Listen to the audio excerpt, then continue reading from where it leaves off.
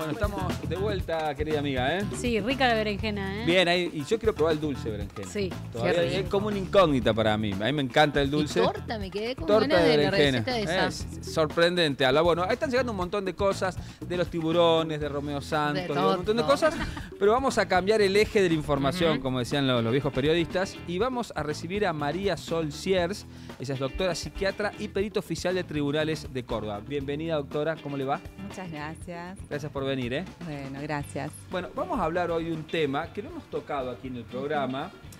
No vamos a hablar del caso en particular, pero sí de la situación. Fue noticia este joven, menor de edad, o que tiene creo 16, 17 años, que le llaman C pequeño, algunos por un personaje de la película Ciudad de Dios, y que es un chico que cada vez que fue aprendido por la policía por participar de asaltos de distintos, digamos, niveles de violencia, pero algunos sí muy importantes, que a las horas o a los días volvía a cometer ese tipo de delitos. Entonces queríamos, doctora Siers, charlar un poquito, usted que es perito, que trabaja allí en el Poder Judicial, ¿qué patología estamos viendo en este caso de este chico? Y empezar a ver qué pasa con la edad del chico y qué pasa con este tipo de conductas cuando se repiten de una manera, podemos decir, rutinaria en el caso de él. Bien, bueno, no vamos a hablar de este chico, No. vamos a hablar en general, podríamos decir, de los jóvenes que pueden llegar a delinquir. Exacto. ¿No es cierto? Claro, porque también en general la sociedad suele decir porque los menores entran y salen por la puerta giratoria y toda esta idea que hay ahí en la generalidad del menor. Exactamente.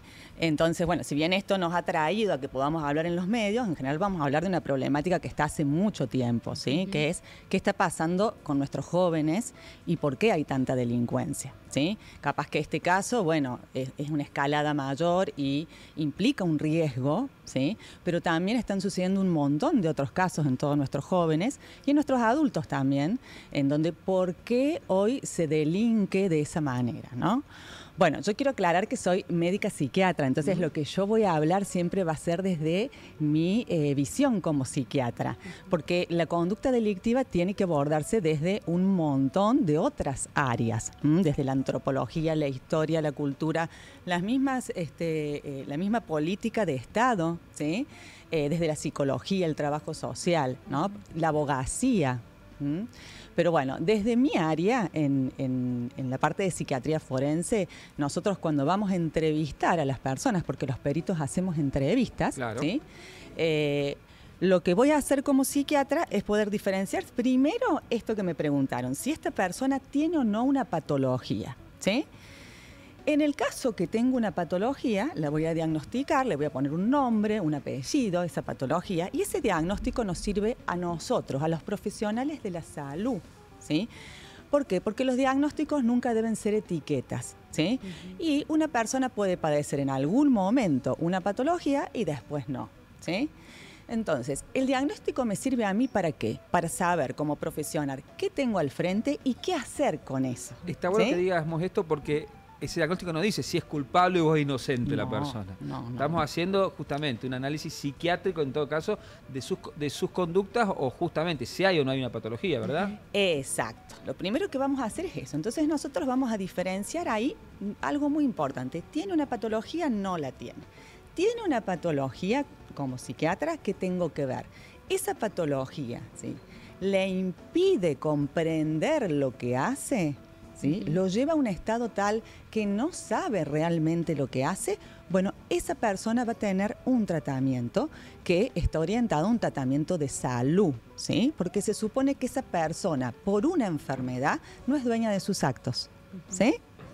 Entonces, esto es muy importante. Entonces, puede pasar que entonces una persona no comprenda la criminalidad o no comprenda el orden, digamos, reglamentario establecido como sociedad, que por supuesto, que puede escape. pasar en patologías como psicosis, Ajá. como esquizofrenias, ¿sí? Mirá. Como depresiones, como melancolía.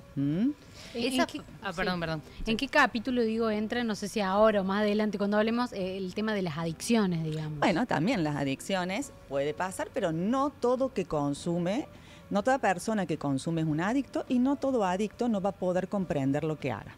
Por eso es algo muy específico de la psiquiatría y también de la psicología. Ahí compartimos para un buen trabajo interdisciplinario para poder diferenciar primero esta persona, porque siempre hablamos de personas, tiene en este momento esta patología.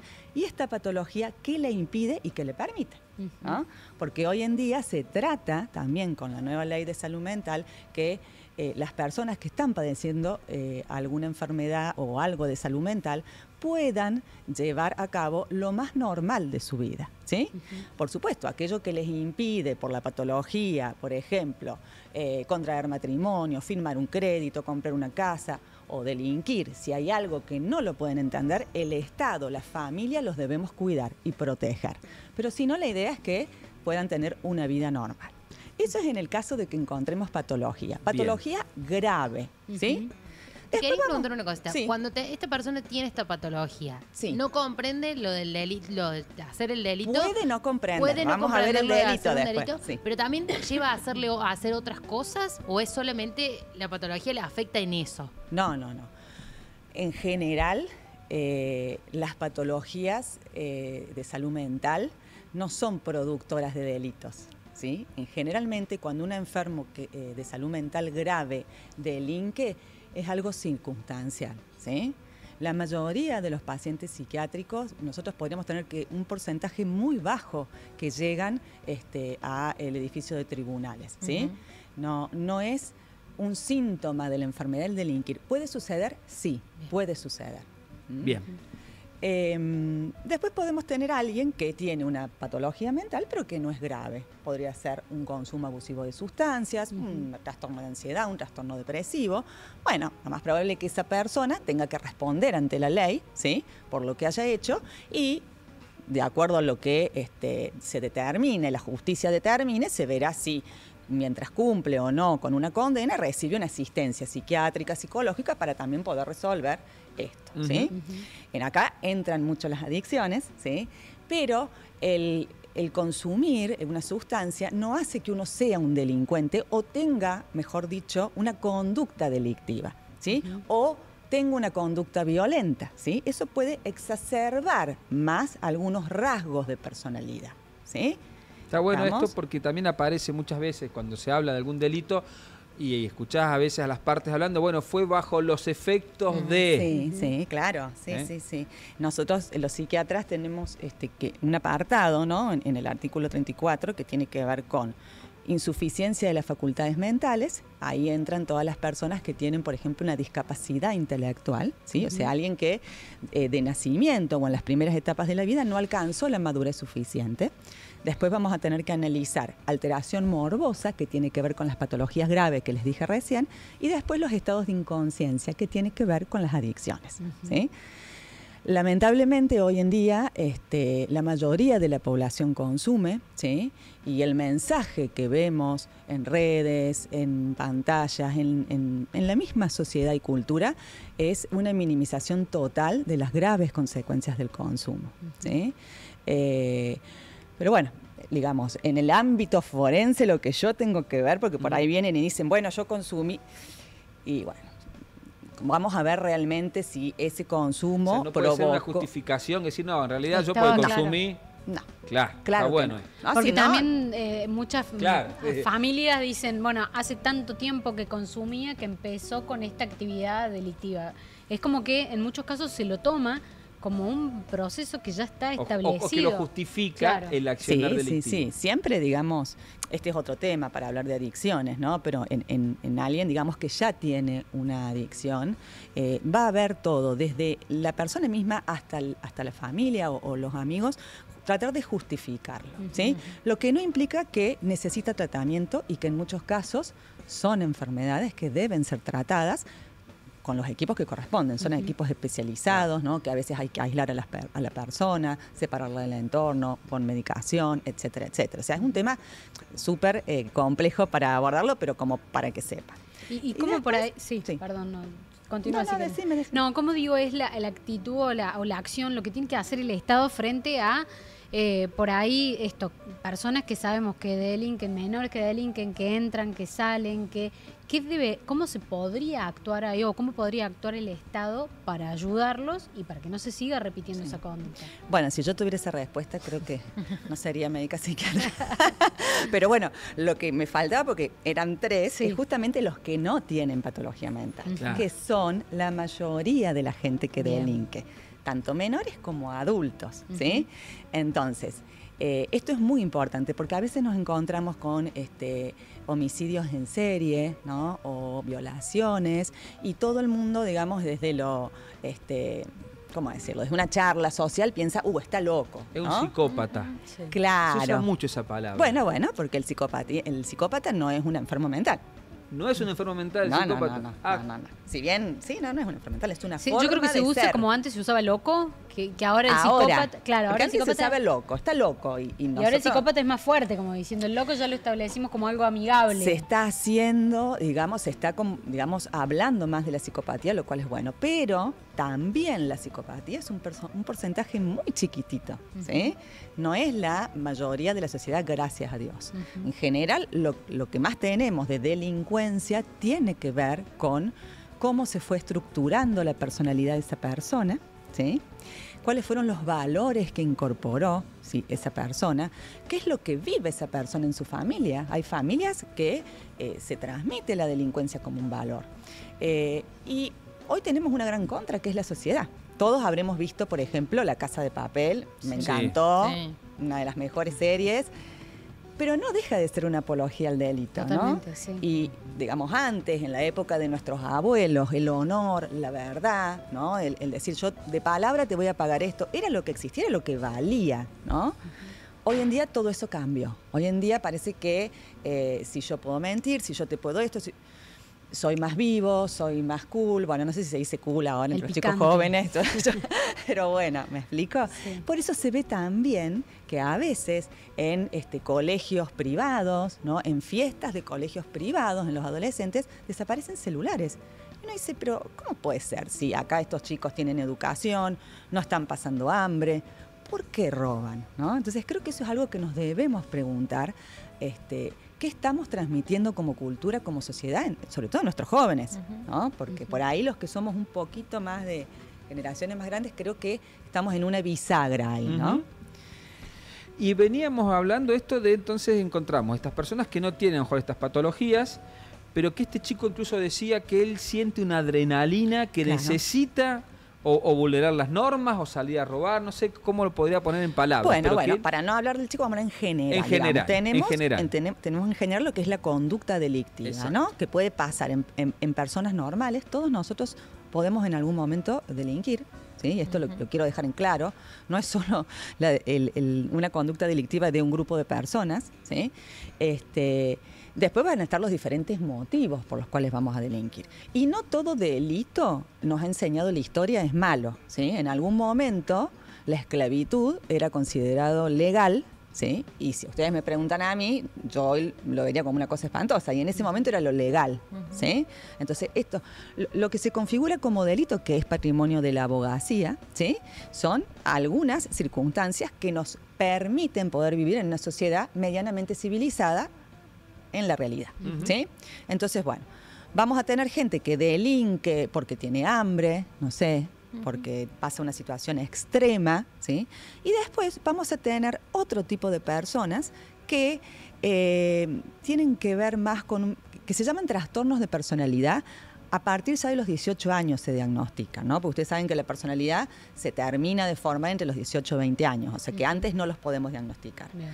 Pero estas personas por ahí sí tienen una necesidad de vivir con la adrenalina como una emoción básica, así como el resto de la población, los que podríamos llamar más neuróticos, por así decirlo, o normal, tenemos miedo, vamos a respetar la ley, podemos reflexionar, ¿sí? Bueno, hay un grupo de personas que no, que disfruta con la adrenalina, hay un grupo de personas que disfruta con el sufrimiento del otro, hay un grupo de personas que puede robar por la lógica de que prefiero tener un celular más caro, ¿sí? O este tiene mucho Y yo me lo merezco, nada más que porque eso lo puedo sacar. Que vendría a ser un poco también la ley de la selva, ¿no? Sí. De esto. Que es lo que nosotros tratamos de trabajar. Este grupo de personas sí debe beneficiarse, y acá está la pregunta que me hacían de qué puede hacer el Estado. Bueno, el Estado tiene que resguardar al resto de la sociedad y poder ver qué puede hacer con todas estas personas. Uno es el tratamiento penitenciario. Claro. ¿Sí? El tratamiento penitenciario, que puede ser ya sea cumpliendo condena efectiva, no cumpliendo, tarea comunitaria, bueno, se tiene que analizar caso por caso, ¿sí? Pero lo que es muy importante destacar es que quienes estén adentro de una cárcel, digamos, tienen que tener unas condiciones básicas de dignidad, de salud, ¿sí? No necesariamente privilegios como se escucha hoy, no tienen que tener celulares, no, o sea, pero sí tener la posibilidad para mí de un buen tratamiento Eso te iba a preguntar, psicológico. ¿todos tienen tratamiento o lo tienen que pedir? ¿Todos? Yo no lo sé porque yo no trabajo para el servicio penitenciario, es otra área la Sí. mía, entonces no lo podría saber hoy en día, lo puedo intuir, pero no lo puedo saber. Sí me parece que es muy importante que los profesionales que trabajan en los servicios penitenciarios estén bien remunerados, ¿no? Porque eso es muy importante, estén cuidados, porque es una población muy difícil, que a su vez es una población que en algún momento vuelve a salir a la sociedad. Porque a veces nosotros tenemos la idea de que el delincuente está ahí, ¿no? Uno que se escapó no lo pueden encontrar, pero hay un montón. Nosotros creemos que no y es así. Entonces, qué importante es que en estos lugares realmente aquellos en los cuales hay una esperanza de que pueda haber una transformación porque no tuvieron la educación suficiente o por lo que sea, puedan recibir en los tratamientos penitenciarios la posibilidad de aprender un oficio, un trabajo, una escucha de una persona, de un psicólogo, una psicóloga que los pueda escuchar y guiar. Y después vamos a tener la psicopatía, que es un tema aparte. Y las personas estas que no pueden evitar o que reiteran sus conductas, como esta persona, pongo ejemplo, pero no es el único, muchos reincidentes. Sí. ¿Qué nos está diciendo del sistema y qué nos está diciendo de la personalidad esta reiteración de episodios? Bueno, en general una persona que tiene características psicopáticas o psicopatía, ¿sí? Es una estructura especial de personalidad, no elige serlo, pero no es. Conoce las leyes, sabe lo que está bien y lo que está mal, ¿sí? Y en la medida de la educación que tenga, va a ser su posibilidad o no de delinquir, ¿sí? Generalmente eligen un área, qué sé yo, el que es ladrón de joyas se va a dedicar a eso y no le va a interesar otra cosa. El que es un violador serial se va a dedicar a eso, como tuvimos acá en su momento en Córdoba. El que es un asesino serial se va a dedicar a eso, ¿sí? Y son, digamos, es un porcentaje muy poquito de la población, por eso quiero como dejar tranquilidad, que digamos generalmente trabajan solos o si trabajan con una banda van a ser los líderes de la banda, ¿sí? Y acá pueden agarrar a los menores, ¿sí? A estos menores que por ahí andan sin tanta contención, ¿sí? Pero van a ser los líderes, y generalmente van a tener como esto de la misma tipología del delito, ¿sí? Son muy difíciles de descubrir hasta que en algún momento hay algo que es como que nosotros decimos se cebó, ¿no? Entró en una cuestión medio de megalomanía, de yo puedo todo, y ahí generalmente se los descubre, ¿sí? ¿Qué puede hacer el Estado? Y el Estado creo que hoy en día, nuestro Estado está quedando corto, ¿no? O sea, está como haciendo lo que puede y en estos casos, sobre todo por la edad, ¿no? No está pudiendo dar la respuesta mejor para la sociedad. Creo que el mensaje para mí sería hay que trabajar en conjunto, hay que trabajar de manera interdisciplinaria, muchas disciplinas, ¿sí? Y ver qué vamos a hacer. No puede ser que para todos sea la misma celda, la misma modalidad en este tratamiento penitenciario. Hay que diferenciar. Aquellos que podamos ver que tienen características de psicopatía, bueno, tienen que tener un tratamiento especial. Por ellos mismos y también por el resto, porque tenemos un gran resto de otro porcentaje que todavía puede ser potable que se recupere. ¿Me explico? Sí. Pero si están a manos en la misma celda con gente que los puede manipular, va a ser más difícil. Clarísimo. Buenísimo. Muy bueno. Nos podríamos quedar hablando un rato más, así que y seguramente van a surgir más preguntas, más dudas. Gracias, María Sol. No, gracias a ustedes por este Porque espacio. aparte podemos empezar a hablar y entender también no solamente el primer reacción que uno tiene, una persona que salió, cometió un delito, pero comete y vuelve. Digamos, el primer razonamiento que a veces es de sentido común, a veces necesita tener un poco más de perspectiva. Y eso es lo que nos aportaste vos hoy, Sol. Muchas gracias. Bueno, gracias a ustedes. ¿Cómo seguimos? Nos vamos a una pausa. Vamos ya Rapidito, mismo. que ya volvemos.